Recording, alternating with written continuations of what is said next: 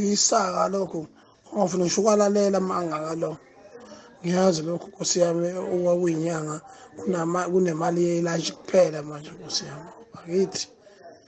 kwakubakhiphile Nkosi yami ukubakhipha i-stress ze-lockdown manje lo uthandazayo afuna kuyizwa lento esho inyanga lokhu kwangakithi sekulalele lokho umuntu mashe ngoba manje ucabanga ukuthi kuzothola umuntu okudayisa sedlale kakhulu ngathi awuseshe lapho ukuthi le moto engathibela ngempela yini uNkulunkulu wami futhi ngaziphi izathu ngoba phela ukhitha ingoma nje noma isimehlula enxa yokukhuluphala ngoba phela mdala kunomkhudi uqinisa ingoma nje bekuvele kuyicala lele ngisedlozini lakhe lo mfana ekhithisa umne wabo emkhithisa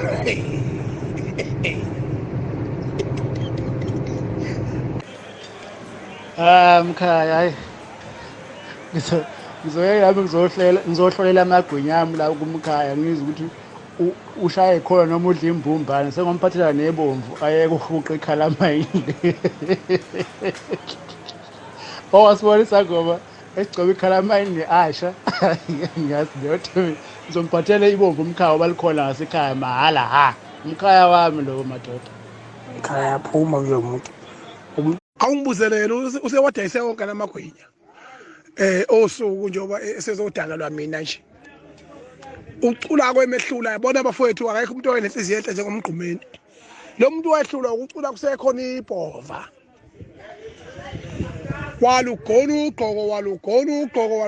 ugqoko kuze kube manje ayikho indaba ka-DSD akazongidakelwa mina yena uba ejoba lini abantu njengoba eyibiza ngodokotela nje